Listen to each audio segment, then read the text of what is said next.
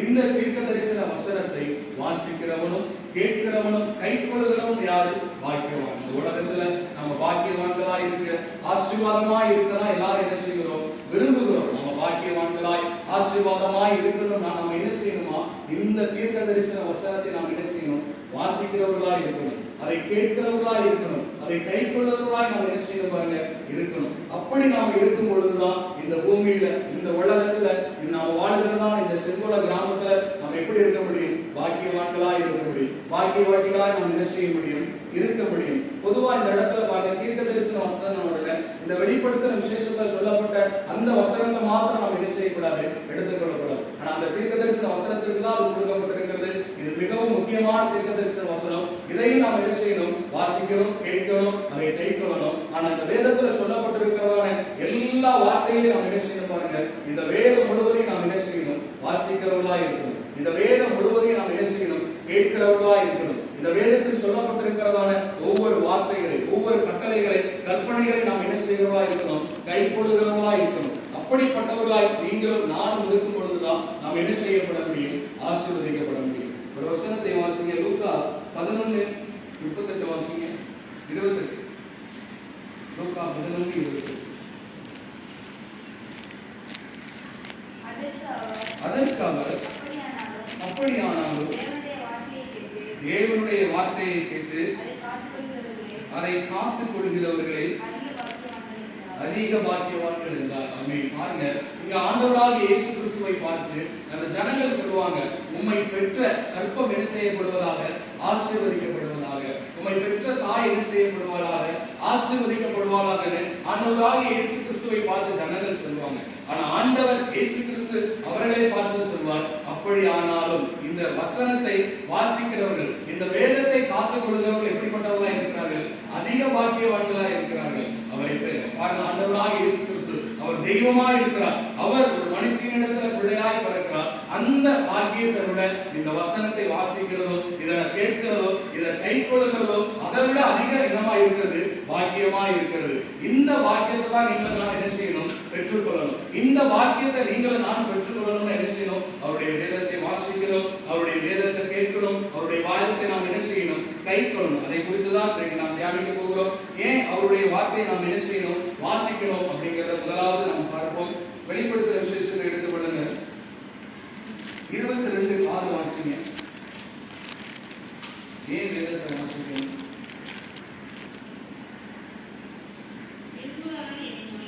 பின்பு அவர் என்னை நோக்கி, இந்த வசனங்கள் உண்மையும் சத்தியமுமானவைகள், சீக்கிரமாய் சம்பவிக்க வேண்டியவைகளை தம்முடைய ஊழியக்காரருக்கு காண்பிக்கும் பொருட்டு பரிசுத்த தீர்க்கதரிசிகளின் கர்த்தராகிய தேவனானவர் அவர் நம்முடைய தூதனை அனுப்பினார். பாருங்க, ஏன் இந்த வேதத்தை நாம வாசிக்கணுமா? இது எப்படிப்பட்டதா இருக்கிறது? உண்மையுள்ளதா இருக்கிறது, சத்தியம் உள்ளதா இருக்கிறது. இதுல சொல்லப்பட்டிருக்கிறதான எல்லா காரியங்களும் நிறைவேறக்கூடியதா இருக்கிறதா, அது சீக்கிரமாய் வரப்போகிறதான அவருடைய வருகையை குறித்து காணப்படுகிறது. இப்படி அநேக உண்மைகள், அநேக சத்தியங்கள் இந்த வேதத்துல நிறைந்திருக்கிறதுனால நாம் என்ன செய்யணுமா? நீங்கள் நான் இந்த வேதத்தை வாசிக்கிறவர்களா இருக்கணும். அதை வாசித்தாலா இதுல இருக்கிறதான உண்மையை நாம் அறிந்து கொள்ள முடியும். அதை வாசித்தாலா இதுல இருக்கிறதான சத்தியத்தை நாம் என்ன செய்ய முடியும்? அறிந்து கொள்ள முடியும். வரப்போகிற நாளுக்கு நாம் எச்சரிக்கையா இருக்கணும், விழிப்பா இருக்கணும். வரப்போகிற ஆபத்துக்கு நாம பாதுகாப்பா இருக்கணும்னா இந்த வேதத்தை நாம் என்ன செய்யணுமா?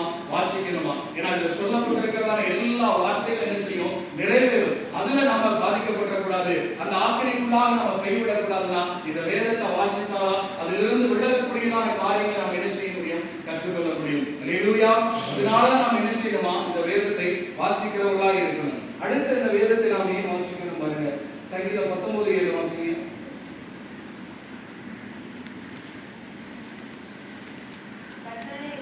கர்த்தருடைய வேதம் குறைவற்றதும் ஆத்துமாவை மீட்பிக்கிறதுமாய் இருக்கிறது. கர்த்தருடைய சாட்சி சத்தியமும் வேலையை ஞானியாக்குகிறதுமாய் இருக்கிறது. ஏன் இந்த வேதத்தை நாம வாசிக்கணுமா? அவருடைய வேதம் எப்படிப்பட்டதா இருக்கிறது? குறைவற்றதா இருக்கிறது. இன்றைக்கு உலகத்துல எத்தனையோ மதங்கள் இருக்கிறது. எத்தனையோ மதங்களுக்கு அந்த மதத்தை சொல்லுகிறதான புத்தகம் அதுலலாம் பாத்தீங்கன்னா அநேக ஓட்டைகள் இருக்கு, அநேக குறைகள் இருக்கிறது. ஆனா நம்முடைய கையில இருக்கிறதான இந்த சத்திய வேதத்துல ஒரு குறை கூட இல்லாதபடி இது ஒரு குறைவற்ற வேதமா என்ன செய்யப்படுகிறது, காணப்படுகிறது. இந்த வேதத்தை பாருங்க, நம்ம பிரியப்படணும், இதை நேசிக்கணும், இதை வாசிக்கணும். இந்த வேதம் பாருங்க, அந்த வேதத்தோட ஒரு முன்னரையா சொல்றேன், இந்த வேதத்தை நம்ம வாசிக்கிறதான நாம கிறிஸ்தவர்களா இருக்கிறதான நாம சில காரியங்கள் இந்த வேதத்திலிருந்து நாம் என்ன செய்யணும், கற்றுக்கொள்ளணும். இந்த வேதம் பாருங்க கிட்டத்தட்ட 3 பாஷைகள் என்ன செய்யப்பட்டிருக்கிறது, எழுதப்பட்டிருக்கிறது. அது பிரதான பாஷையா இருக்கிறது. ஒன்று பழைய ஏற்பாடு எபிரேய பாஷையில் எழுதப்பட்டிருக்கிறது, புதிய ஏற்பாடு என்ன செய்யப்பட்டிருக்கிறது, கிரேக்க பாஷையில் எழுதப்பட்டிருக்கிறது. இதுக்கு 3வது ஒரு பாஷை இருக்கிறது, அரமேயம். இது பழைய ஏற்பாட்டிலும் இருக்கும், புதிய ஏற்பாட்டிலும் இருக்கும். பழைய ஏற்பாடுல எஸ்தர்ல சில வார்த்தைகள் வித்தியாசமா இருக்கும், தானியேல்ல சில வார்த்தைகள் வித்தியாசமா இருக்கும். புதிய ஏற்பாடுல ஆண்டவர் கூட இந்த அரமேய வார்த்தைகளை பயன்படுத்தியிருப்பாரு. தலிதாகம், ஏலி ஏலி லாமா சமர்த்தானின்னு இப்படி அரமேய பாஷையில் இந்த வேதம் என்ன செய்யப்பட்டிருக்கிறது, எழுதப்பட்டிருக்கிறது. இன்னும் பாத்தீங்கன்னா இந்த வேதத்தை எழுதுவதற்கு எத்தனை வருஷம் ஆயிருக்கா, 1600 வருஷங்கள் என்ன ஆயிருக்கிறது. இந்த வேதத்தை எழுதுவதற்காக 1600 வருஷங்கள் ஆயிருக்கிறது. கிட்டத்தட்ட 40 ஆசிரியர்கள் என்ன செய்திருக்கிறாங்க, இந்த வேதத்தை எழுதியிருக்கிறாங்க. இப்படி 1600 வருஷம் மாறி மாறி 40 பேர் இந்த வேதத்தை என்ன செய்திருக்கிறாங்க, எழுதியிருக்கிறாங்க. ஆனா எல்லாரும் எழுதினாலும் இந்த வேதம் பாருங்க குறைவற்றதா இருக்கு. எதுவுமே என்ன செய்ய முடியாது, இந்த வேதத்துல குறை கண்டுபிடிக்கவே என்ன செய்யப்பட, குறை கண்டுபிடிக்கவே நம்மளால என்ன செய்யாது, முடியாது. காரணம் பாருங்க, பரிசுத்த ஆவியானவர் 40 ஆசிரியர்களை கொண்டு மிகவும் நேர்த்தியா என்ன செய்திருக்கிறார், இந்த வேதம் முழுவதையும் கர்த்தர் எழுதி நிறைவேற்றியிருக்கிறார். ஏனென்றால் நம்ம பழைய ஏற்பாடுல பார்க்கிற அநேக காரியத்திற்கு அநேக பதில் எங்க இருக்கிறது, புதிய ஏற்பாடு இருக்கிறது. துவக்கத்திலிருந்து முடிவு வரை பாருங்க அழகா எழுதியிருக்கிறார். ஏன்னா அந்த 40 ஆசிரியர்கள் பாருங்க வேற வேற காலத்துல வாழ்ந்தவங்களா இருப்பாங்க. அவங்க யாருக்கு என்ன தெரியாது, அந்த வேதத்துல வாழ்ந்தவங்களை பற்றி தெரியாது. ஆனா பரிசுத்த ஆவியானவர் அந்த 40 ஆசிரியர்களுக்கு சொல்லி அவருடைய வார்த்தையை, இந்த சத்தியத்தை சரியா எழுதியிருக்கிறார். அதனாலதான் சொல்லப்பட்டிருக்கிறது, அவருடைய வேதம் எப்படிப்பட்டதா இருக்கிறது, குறைவற்றதா இருக்கிறது. அதனால நம்ம என்ன செய்யணுமா, வாசிக்கணுமா. அடுத்து அதே வசனத்துல சொல்லப்பட்டிருக்கிறது, அவருடைய வேதம் என்ன செய்கிறது, ஆத்மாவை உயிர்ப்பிக்கிறதா இருக்கிறார். இன்னைக்கு நம்முடைய சரீரத்தை உயிர்ப்பிக்க என்னெல்லாமோ செய்யலாம். நல்ல சாப்பிடலாம், நல்ல மெடிசன் எடுக்கலாம். ஒரு சில விலங்கினம் வருது, கை வலி கால் வலினா சில ஐடெக்ஸ் அந்த மாதிரி வாங்கி தடவணும்னா நமக்கு என்ன செய்யுது, சுகம் கிடைக்கிறது. ஆனா நம்முடைய ஆத்மா உள்ளான மனுஷன் சோர்ந்து போகும் பொழுது அவனை உயிர்ப்பிக்க என்னதான் முடியும், அவருடைய வார்த்தையால தான் முடியும். அவருடைய வார்த்தையா என்ன செய்யும், ஆத்மாவை உயிர்ப்பிக்கிறதா இருக்கும். மாம்சமோ பலவீனமானது, ஆவியோ உற்சாகமானது. இந்த ஆவியை உற்சாகப்படுத்துகிறது யார் பாருங்க, அவருடைய வார்த்தை. அந்த வார்த்தையை நீங்கள் நான் என்ன செய்யணும் பாருங்க, வாசிக்கிறவர்களா இருக்கும் பொழுதுதான் அது ஆத்மாவை என்ன செய்யும், உயிர்ப்பிக்கும். அடுத்து சொல்லப்பட்டிருக்கிறது, அவருடைய வார்த்தை எப்படிப்பட்டதா இருக்கிறதா, பேதைகள் என்ன செய்கிறது, ஞானியாக்குகிறதா இருக்கிறது. ஞானம் இல்லாதபடி பேதைகளாய் இந்த உலக காரியங்கள் அறியாதபடி, இந்த தேவ ஆண்டவருடைய காரியங்கள் அறியாதபடி பேதைகளை போல இருக்கிற ஜனங்கள் இந்த வேதத்தை வாசிக்கும் பொழுது அவர்கள் எப்படிப்பட்டவர்களாக இருக்கிறார்கள், ஞானிகளாய் மாறுகிறார்கள். அப்ப நாம ஞானியாய் மாறணும், ஞானவான்களாய் காணப்படணும். நாம என்ன செய்யணும் பாருங்க, அவருடைய வேதத்தை வாசிக்கிறவர்களாய் காணப்படணும். அல்லேலூயா. அடுத்த ஏன் அவருடைய வேதத்தை நாம வாசிக்கணும் பாருங்க, சங்கீதம் 106 எடுத்துக்கொள்ளுங்க. சங்கீதம் 106:19.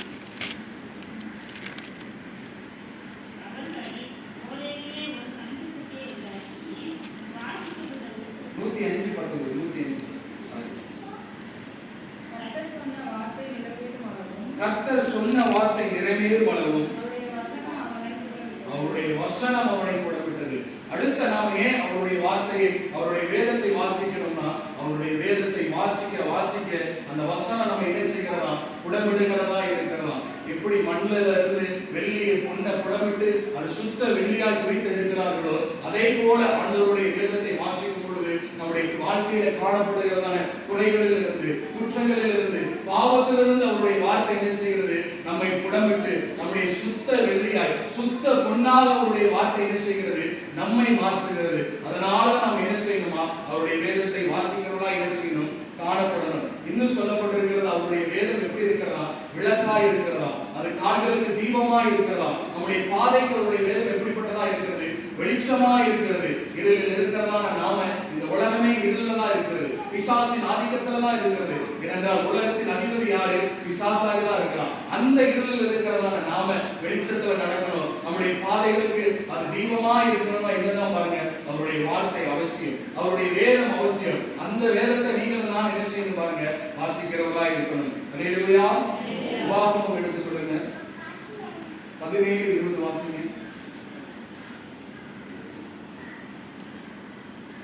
உபாகமம் 17-20. அவன் லேவியராகிய ஆசாரியரிடத்தில் இருக்கிற நியாயப்பிரமாண நூலை பார்த்து தனக்காக ஒரு பிரதியை எழுதி தன்னிடத்தில் வைத்துக் கொண்டு தன் ஜீவனுள்ள நாளெல்லாம் அதை வாசிக்க கடவன். இப்படி செய்வதினால் தானும் தன் குமாரரும் இஸ்ரவேலின் நடுவே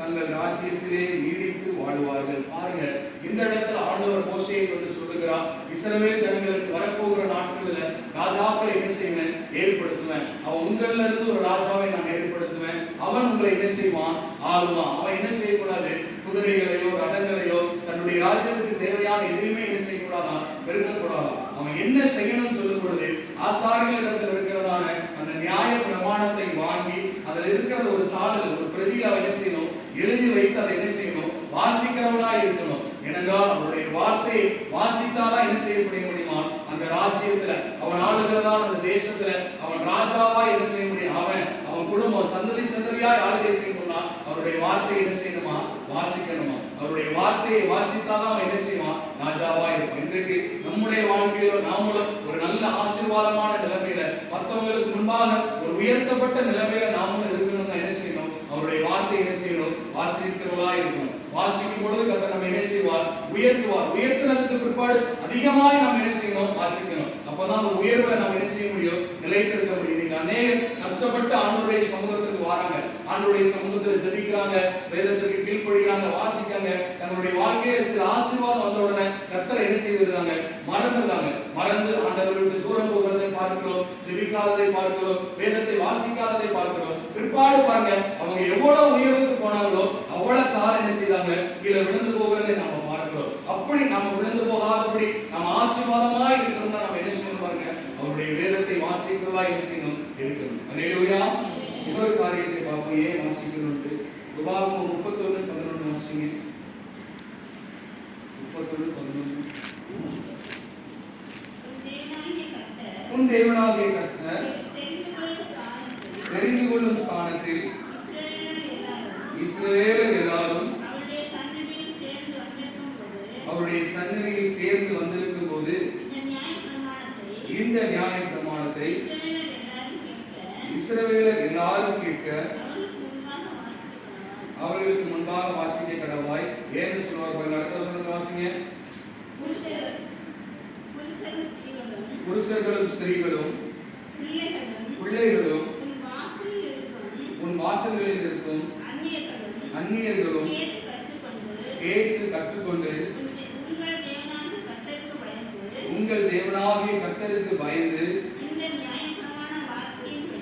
இந்த நியாயப்பிரமாண வார்த்தையின்படி எல்லாம் செய்ய கவனமாய் இருக்கும்படி. பாருங்க, ஏன் இந்த வேதத்தை வாசிக்கணுமா, இஸ்ரவேல் ஜனங்கள்லாம் கூடி இருக்கிற சபை நடுவர் இந்த வேதத்தை ஏன் வாசிக்கணுமா, முதலாவது அந்த ஜனங்கள் என்ன செய்யணுமா, கற்றுக்கொள்ளணும். இந்த வேதத்தை நம்ம வாசிக்கிறது எதற்குனா, இந்த வேதத்தை நம்ம கற்றுக்கொள்கிறதுக்காக நாம் என்ன செய்யணும், வாசிக்கணும். இன்னைக்கு வேதம் சத்தியம் தேசத்துல புரட்டப்படுகிறது.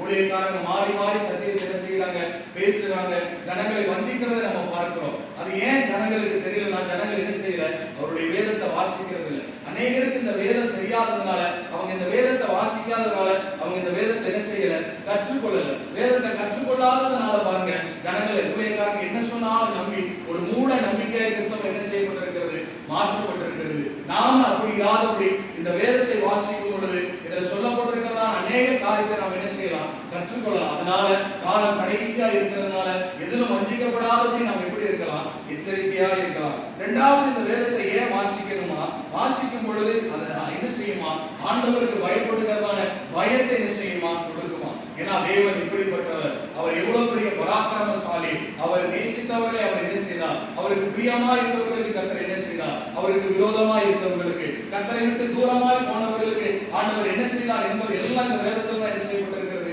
எழுதப்பட்டிருக்கிறது. இதை வாசிக்கும் பொழுதுதான் கர்த்தர் மீது நமக்கு என்ன வரும், பயம் வரும். அவர் மீது நாம் என்ன செய்யணும் பாருங்க, பயந்தால் என்ன செய்ய முடியும், அவர் சொல்லுகிறதான வார்த்தைக்கு நாம் என்ன செய்ய முடியும், கீழ்ப்படிய முடியும்.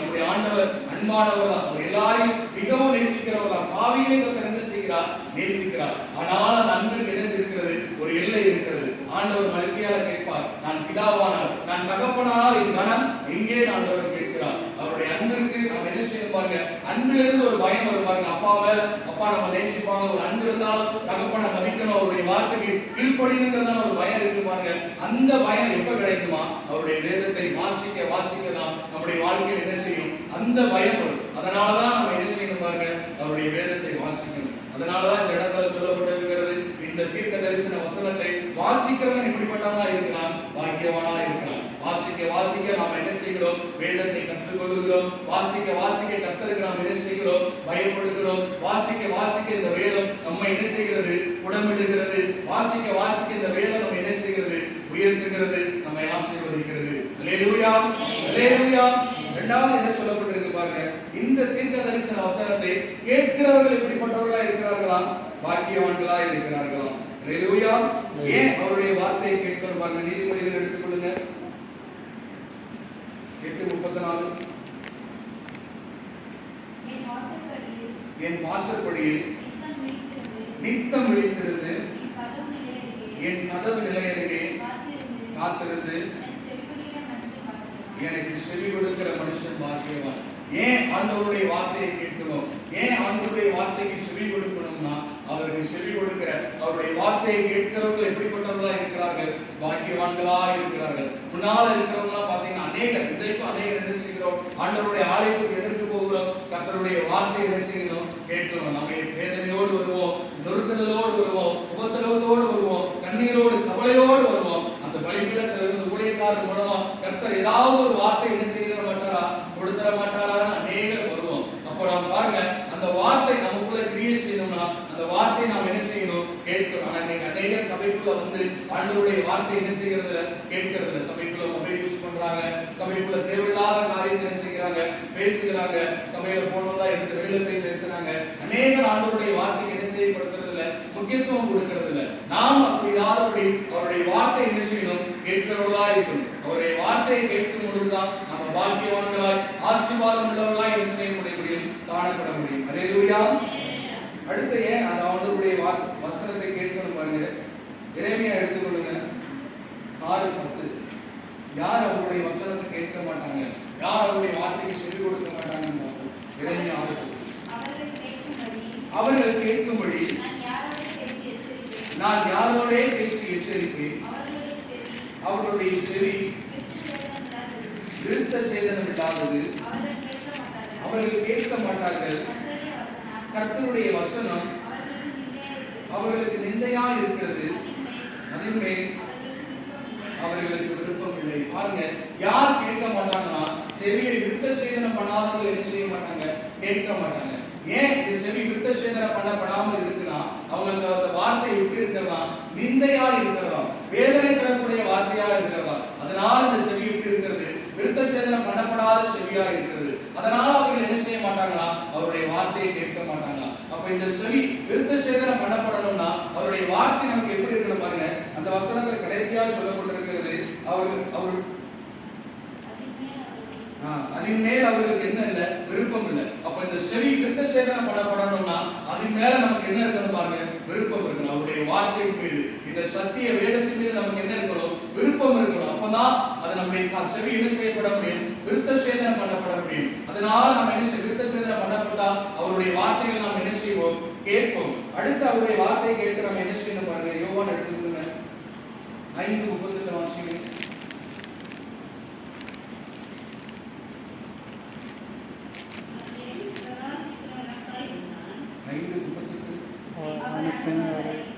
அவர் அனுப்பினவரை நீங்கள் விசுவாசியாதபடியால் அவருடைய வசனம் உங்களில் தரித்திருக்கிறதில்லை. யார் அவருடைய வார்த்தையை கேட்க மாட்டாங்க? யார் அவருடைய வார்த்தைக்கு செவி கொடுக்க மாட்டாங்கன்னா, செவிகளிலே விருத்த சேதனம் பண்ணப்படாதவர்கள் என்ன செய்ய மாட்டாங்க? அவருடைய வார்த்தையை கேட்க மாட்டாங்க. அடுத்து இந்த இடத்துல சொல்லப்பட்டிருக்கிறது, அவரை அனுப்பினவரை என்ன செய்ய, நீங்கள் விசுவாசியாததுனால் என்ன செய்ய மாட்டீங்க? அவருடைய வார்த்தை என்ன செய்ய மாட்டீங்க?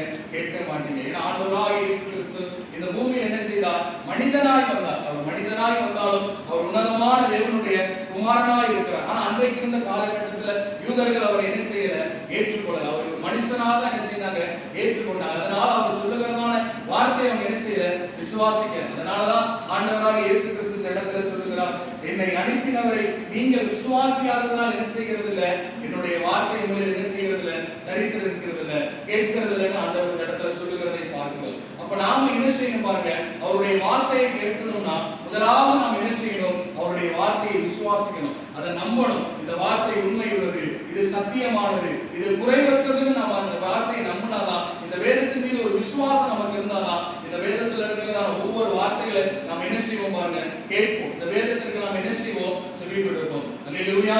அப்படி நாம் இந்த வேதத்தை கேட்கும் பொழுது, இந்த வேதத்தில் சொல்லப்பட்டதான வார்த்தைக்கு நாம் செவிப்படுத்தும் பொழுது நமக்கு கிடைக்கிற ஆசீர்வாதம் என்ன பாருங்க, வெளிப்படுத்துகிற விசேஷத்தை எடுத்துக்கொள்ளுங்க. 2:7 வாசிங்க. ஆவியானவர் சபைகளுக்கு சொல்லுகிறதை காதுள்ளவன் கேட்க கடவன். ஜெயம் கொள்ளுகிறவன் எவனோ அவனுக்கு தேவனுடைய பரதேசி மத்தியில் இருக்கிற ஜீவ விருட்சத்தின் கனியை ருசிக்க கொடுப்பேன் என்கிறது. பாருங்க, இங்க ஆண்டவர் சொல்லுகிறார், ஆவியானவர் சபைக்கு சொல்வதை காதுள்ளவன் என்ன செய்ய கடவன், கேட்க கடவன். ஜெயம் கொள்ளுகிறவன் எவனோ அவனுக்கு பரதேசின் மத்தியில் இருக்கிறதான ஜீவ விருட்சத்தின் கனியை என்ன செய்வேன், ருசிக்க கொடுப்பேன் ஆண்டவர் சொல்லுகிறார். இந்த ஜெயம் கொள்ளுகிறவராய் நாம மாறணும். பரதேசின் மத்தியில் இருக்கிறதான அந்த ஜீவ விருட்சத்தை, நித்திய ஜீவனை பெற்றுக்கொள்ளக்கூடியதான அந்த கனியை நீங்களும் நானும் வாங்கி புசிக்கணும்னா நம்ம என்ன செய்யணும் பாருங்க, ஆவியானவர் சபைக்கு சொல்லும்போது நம்ம காது கொடுத்து என்ன செய்யணும், கேட்கணும். ஆண்டவருடைய வார்த்தையை கேட்டாதான் நம்ம என்ன செய்ய முடியும், ஜெயம் கொள்ள முடியும். எப்படி இந்த ஒரு ஓட்டப்பந்தயம் வைக்கிறாங்க, இதுல ஓடி ஜெயிக்கணும்னா நமக்கு என்ன தெரிஞ்சிருக்கணும், எப்படி ஓடணும், இந்த வழியாதான் ஓடணுமா இல்ல இப்படி சுத்தி ஓடணுமா நமக்கு தெரிஞ்சாதான் என்ன செய்ய முடியும், ஜெயத்தை பெறும். ஏனோ தானும் ஓடணும்னா ஒரு ஜெயத்தை நம்ம என்ன செய்ய முடியாது, பெற முடியாது. அப்ப அந்த ஜெயத்தை பெறணும் அப்படின்னா ஆண்டவருடைய வேதத்தை நாம என்ன செய்யணும், கேட்கணும். ஆவியானவர் சபைக்கு சொல்லுகிறத நாம கேட்கும் பொழுதுதான் நாம எப்படி இருக்க முடியும், ஜெயம் கொள்ளுகிறவர்களா இருக்க முடியும். நாம ஜெயம் கொள்ளுகிறவர்களா இருந்தால்தான் அந்த ஜீவ விருட்சத்தின் நித்திய ஜீவனுக்குரிய கனியை நாம் என்ன செய்ய முடியும், ருசிக்க முடியும். இரண்டாவது நாம செவி கொடுக்கும் பொழுது, கேட்கும் பொழுது நமக்கு என்ன ஆசீர்வாதம் கிடைக்கும் பாருங்க. வெளிப்படுத்தின விசேஷம் 2:11 வாசிங்க. ஆவியானவர் சபைகளுக்கு சொல்லுகிறதை காதுள்ளவன் கேட்க கடவன். ஜெயம் கொள்ளுகிறவன் இரண்டாம் மரணத்தினால் சேதப்படுவதில்லை என்கிறது. பாருங்க, இரண்டாவது ஆவியானவர் சபைக்கு சொல்லுகிறது, காதுள்ள நாம கேட்கும் பொழுது நமக்கு கிடைக்கிறதான பாக்கியம் என்ன பாருங்க, ஜெயம் கொள்ளுகிறவனுக்கு என்ன செய்கிறது இல்லையா, இரண்டாம் மரணம் அவன் என்ன செய்கிறது இல்லை, சேதப்படுத்துகிறது. முதலாவது நாம் இந்த மாம்சத்தில் இருக்கிறோம், எல்லாருக்கும் மரணம் என்பது நிச்சயமா இருக்கிறது. இதை மறித்து ஆண்டவருடைய சமூகத்திற்கு இளைப்பாறுதலுக்கு நம்முடைய ஆத்மா என்ன செய்கிறது, கடந்து போகிறது. அந்த ஆத்மா எரிகிற அந்த நரக தள்ளலுக்கு, நரக ஆக்கினைக்கு போய்விடாதபடி அந்த இரண்டாம் நரகத்திற்கு, இரண்டாம் மரணத்திற்கு அது தப்புவிக்கப்படணும்னா இந்த ஆத்மா என்ன செய்யணும் பாருங்க, அவருடைய வார்த்தைக்கு செவி கொடுக்கிறதா இருக்கணும். நீங்களும் நானும் அவருடைய வார்த்தையை கேட்கிறவர்களாய் அதற்கு செவி கொடுக்கிறதா இருக்கும் பொழுதுதான் இந்த இரண்டாம் மரணம் நம்ம என்ன செய்யாது, செய்தப்படுத்தாது. அல்லேலூயா, அல்லேலூயா. அடுத்த ஒரு வசனத்தை வாசிங்க. நீதிமொழிகள் 1:33 வாசிங்க.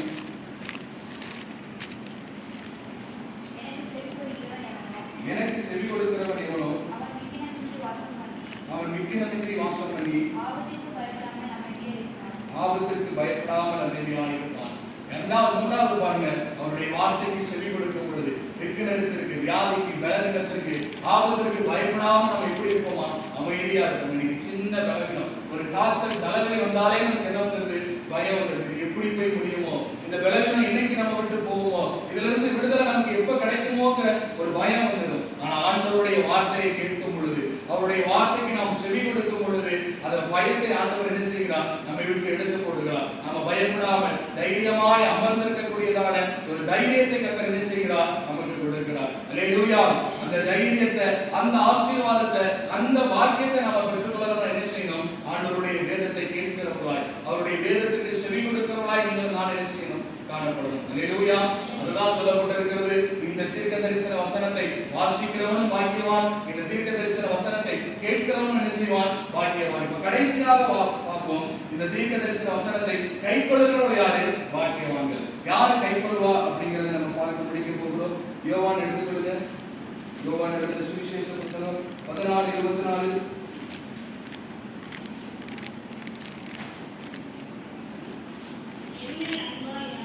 என்னில் அன்பாயிராதவன் என் வசனங்களை கைக்கொள்ள மாட்டான். நீங்கள் கேட்கிற வசனம் என்னுடையதாக இராமல் என்னை அனுப்பின பிதாவினுடையதாக இருக்கிறது. பாருங்க, இந்த வேதத்தை யார் கைக்கொள்ள மாட்டாங்களா? ஆண்டவரிடத்தில் அன்பா இராதவங்க என்ன செய்ய மாட்டாங்க? கைக்கொள்ள மாட்டாங்க. அப்ப யார் கைக்கொள்வா? கர்த்தரிடத்தில் அன்பா இருக்கிறவங்க என்ன செய்வாங்க? கைக்கொள்வாங்க. இந்த வேதத்தை நீங்க நல்லா யோசித்து பாருங்க. இதுல சொல்லப்பட்டிருக்கிறதான வார்த்தைகளுக்கு நீங்கள் நானும் செவி கொடுத்து அப்படியே வாழ்றோம்னா நம்ம எப்படி இருக்கிறோம்? ஆண்டவருக்கு அன்பா இருக்கிறோம், ஆண்டவரை நேசிக்கிறவர்களா இருக்கிறோம். ஒருவேளை இந்த வேதத்திற்கு புறம்பாய் இதுல சொல்லப்பட்ட வார்த்தைகள் சில மாற்றத்தை காணப்பட்டு நம்ம மாறி வாழ்கிறவர்களா இருந்தோம்னா நம்ம எப்படி இருக்கிறோம்? ஆண்டவரிடத்தில் அன்பில்லாதவர்களா இருக்கிறோம். நீங்கள் நானும் அப்படிப்பட்டவர்களா இல்லாமல் கர்த்தரிடத்தில் அன்புள்ளவர்களா இருந்து இந்த வேதத்தை என்ன செய்யணும்? கைக்கொள்ளுகிறவர்களா இருக்கணும். அநேகர் அவருடைய வார்த்தைக்கு என்ன செய்கிறதுல? கைக்கொள்ளுகிறதுல. காரணம், கர்த்தருடைய அன்பு, கர்த்தர் மீதான அன்பு அவர்களுக்கு என்ன செய்யல பாருங்க, அவர்களிடத்தில் இல்லாததுனால அவருடைய வார்த்தை என்ன செய்கிறதுல? கைக்கொள்ளுகிறது. அடுத்த பாருங்க, ஆதியாகமம் எடுத்துக்கொள்ளுங்க.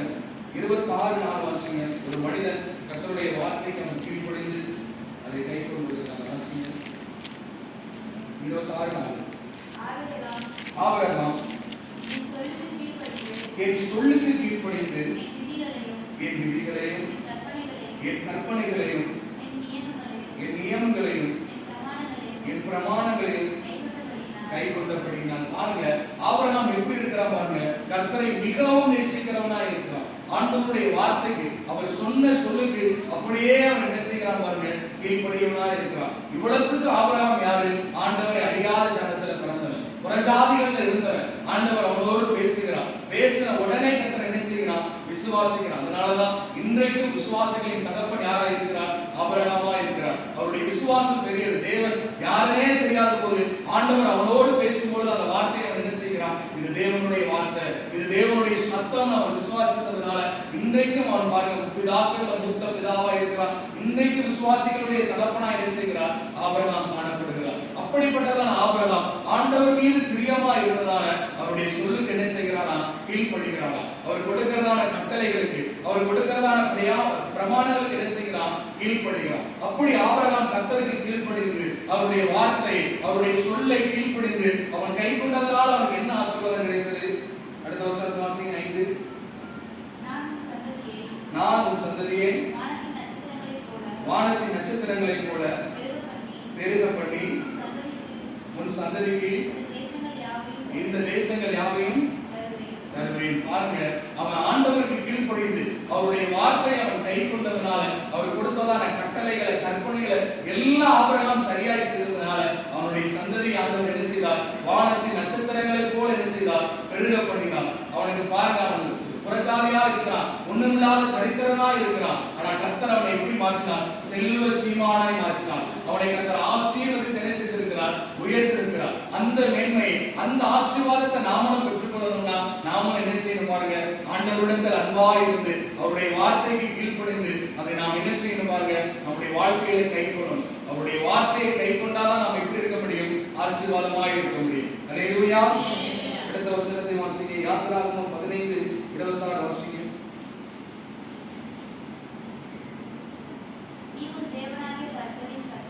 நீ உன் தேவனாகிய கர்த்தரின் சத்தத்தை கவனமாய் கேட்டு அவர் பார்வைக்கு செம்மையானவைகளை செய்து அவர் கட்டளைகளுக்கு செவி கொடுத்து அவருடைய நியமங்கள் யாவையும் கைக்கொண்டால் நான் எகிப்தியருக்கு வரப்பண்ணின வியாதிகளில் ஒன்றையும் உனக்கு வரப்பண்ணேன். பாருங்க, இதுல சொல்லப்பட்டிருக்கிறது, இஸ்ரவேல் ஜனங்களுக்கு கர்த்தர் சொல்லுகிறார், இந்த நியாய பிரமாணங்கள்ல என்னுடைய வார்த்தைக்கு நீ கீழ்ப்படிந்து என்னுடைய வார்த்தையின்படி நீ வாழ்ந்தனா எகிப்தியருக்கு வரப்பண்ணினதான வாதைய, வியாதிய, நோய, கஷ்டத்தை, உபத்திரவத்தை நான் என்ன செய்ய உனக்கு ஒன்னையும் வரவிட மாட்டேன்னு ஆண்டவர் என்ன செய்கிறார்? இந்த ஜனங்களுக்கு கொடுக்கிறார். நீங்க வேதத்தை அடுத்து வாசிக்கும் பொழுது இந்த ஜனங்கள் பாருங்க, அந்த வார்த்தை, அந்த ஆசீர்வாதம் அவங்களுடைய வாழ்க்கையில நிறைவேறாமல் போனதுக்கு காரணம் என்ன? ஆண்டவருடைய வார்த்தைக்கு அவங்க கீழ்ப்படியாம அதை கை கொள்ளாம போனதுனால அவங்களுடைய வாழ்க்கையில உபத்திரவத்தை அனுபவித்தது நாம் என்ன செய்ய எகிப்திலே அடிமையா இருந்த இஸ்ரவேல் ஜனங்கள் ஆண்டவர் அதிலிருந்து மீட்டெடுக்கும் போது அவங்களுக்கு ஒரு வார்த்தை கொடுக்கிறார். நீங்க என்ன செய்ய போறீங்க? பாலும் தேனும் ஓடுகிறதான கானான் தேசத்துக்கு நீங்க என்ன செய்ய போறீங்க? போக போறீங்க. அங்க போய் நீங்க ஆசீர்வாதமாய் குடும்பம் குட்டின்னு சந்தோஷமாய் வாழ்வீங்கன்னு ஆண்டவர் அவர்களுக்கு வாக்குத்தத்தத்தை கொடுக்கிறார். ஆனா அந்த வாக்குத்தத்தம் அவங்க வாழ்க்கையில நிறைவேறிச்சான்னு பாத்தீங்கன்னா நிறைவேறவே இல்லை. 6 லட்சம் பேர் எகிப்துல இருந்து புறப்பட்டு பிரயாணப்பட்டு அந்த கானானை நோக்கி போனாங்க. ஆனா உள்ள போனது எத்தனை பேர்? 2 பேர். யாருக்குமே அந்த வாக்குத்தத்தம் நிறைவேறாம போனதுக்கு காரணம் என்ன பாருங்க, அவருடைய வார்த்தைக்கு அவங்க யாருமே என்ன செய்யல, கீழ்ப்படியல. அவர் கொடுத்ததான பிரமாணத்திற்கு, ஆண்டவர் கொடுத்ததான கட்டளைகளுக்கு, கற்பனைகளுக்கு இந்த ஜனங்கள் கீழ்ப்படியாம அநேகர் வழியில அழிந்து போகிறதை பார்க்கிறோம், அநேகர் செத்து போகிறதை பார்க்கிறோம். இதற்கு காரணம் என்ன பாருங்க, கர்த்தருடைய வார்த்தைக்கு அவர்கள் கீழ்ப்படியாததுனால, கர்த்தருடைய வார்த்தையை அவர்கள் சரியாய் கைக்கொள்ளாததுனால அநேக உபத்திரவங்கள், அநேக கஷ்டங்கள், அநேக வேதனைகள் என்ன செய்தது அவருடைய வாழ்க்கையில வந்தது. இன்றைக்கு வந்திருக்கிறதான நாம நம்முடைய வாழ்க்கையில அதே உபத்திரவம், அதே வியாதி, பலவீன, கஷ்டம் எதுவுமே வரக்கூடாதுன்னு நாம் என்ன செய்யணுமா? அவருடைய வார்த்தையை கைக்கொள்வதாய் இருக்கணும். அல்லேலூயா. அடுத்த வசனத்தை வாசிங்க. யாத்திராகமம் 19:5. இப்பொழுது நீங்கள் என் வார்த்தையை உள்ளபடி கேட்டு என் உடன்படிக்கையை கைக்கொள்வீர்களானால் சகல ஜனங்களிலும் நீங்கள் எனக்கு சொந்த சம்பத்தாக இருப்பீர்கள். பூமியெல்லாம் இப்பொழுது பாருங்க, அடுத்த ஆண்டவருடைய வார்த்தையை கேட்டு அதை அப்படியே நாம கைக்கொள்ளும் பொழுது நாம எப்படி இருக்கிறோமா? ஆண்டவருக்கு சொந்த சம்பத்தா இருக்கிறோம், அவருடைய சொந்த பிள்ளைகளா என்ன செய்கிறோம்? இருக்கிறோம். அப்பா பிதாவே அழைக்கக்கூடியதான புத்திர சுவிகாரத்தின் ஆவியை கர்த்தர் என்ன செய்திருக்கிறார்? நமக்கு தந்திருக்கிறார். அந்த பாக்கியத்தை உடையவர்களாய் அப்பான்னு கூப்பிடக்கூடியதான பிள்ளைகளாய் நம்ம காணப்படணும். அவருடைய சொந்த சம்பத்தாய், சொத்தாய் நம்ம காணப்படணும்னா அவருடைய வார்த்தை என்ன செய்யணும்? அவர் சொல்லுகிற வார்த்தையை அப்படியே நாம் என்ன செய்யணும்? கைக்கொள்ளணும். அப்படியே அவருடைய வார்த்தையை நாம கைக்கொண்டாதான் அவருக்கு சொந்த ஜனமாய், சொந்த சம்பத்தாய், சொந்த பிள்ளைகளாய் நாம் என்ன செய்ய முடியும்? இருக்க முடியும். அல்லேலூயா. கடைசியாக ஒரு வசனத்தை வாசித்து முடிப்போம். யாத்திராகமம் 20:6 வாசிங்க. அவருடைய வேதத்தை கைக்கொள்வதால் கிடைக்கிற பாக்கியம். என்னிடத்தில் அன்பு கூர்ந்து என் கற்பனைகளை கைக்கொள்கிறவர்களுக்கோ 1000 தலைமுறை மட்டும் இரக்கம் செய்வேன். ஆமென். பாருங்க, கடைசியாக இந்த இடத்துல சொல்லப்பட்டிருக்கிறது, ஆண்டவருடைய வேதத்தை வாசித்து அவரிடத்தில் அன்பாய் இருந்து அவருடைய வார்த்தையை கைக்கொள்ளுகிறதான நமக்கு கர்த்தர் என்ன செய்கிறாராம்? 1000 தலைமுறை மட்டும் கர்த்தர் என்ன செய்கிறார்? இரக்கம் செய்கிறவரா இருக்கிறார். நமக்கு மாத்திரம் இல்ல, நம்முடைய பிள்ளைகளுக்கு மாத்திரம் இல்ல, நமக்கு பின்னால் வருகிறதான 1000 தலைமுறைக்கு கர்த்தர் இரக்கம் செய்யணும்னா நீங்கள் நான் அவருடைய வார்த்தையை என்ன செய்யணும்? அவர் சொன்ன வார்த்தையை அப்படியே நாம் என்ன செய்யணும்? கைக்கொள்ளணும். நாம் அப்படியே கைக்கொள்ளும் பொழுது நமக்கு பின்வருகிறதான சந்ததி கர்த்தரிடத்திலிருந்து ஆசீர்வாதத்தை பெற்று அவர்கள் நீடித்து என்ன செய்வார்கள்? ஆசீர்வாதமாய் வாழ்வார்கள். இப்படிப்பட்டதான ஆசீர்வாதம், இப்படிப்பட்டதான பாக்கியம் நம்முடைய வாழ்க்கையில கிடைக்கணும். அது நமக்கு கிடைக்கணும்னா நீங்க தான் என்ன செய்யணும்? அவருடைய வேதத்தை வாசிக்கிறவர்களா இருக்கணும், அவருடைய வேதத்தை கேட்கிறவர்களாய், செவி கொடுக்கிறவர்களா இருக்கணும், அவருடைய வேதத்தை நாம் என்ன செய்யணும்? கைக்கொள்ளுவர்களா இருக்கணும். அப்பதான் அந்த வேதத்தை நாம் தியானித்த எல்லா பாக்கியத்தை, எல்லா ஆசீர்வாதத்தை நாம் சுதந்திரித்து பாக்கியவான்களாய், பாக்கியவான்களாய் இந்த பூமியில வாழ முடியும். கர்த்தர் தாமே இந்த வார்த்தையின்படி உங்களை என்னையும் ஆசீர்வதிப்பாராக. எல்லாரும் கண்களை மூடி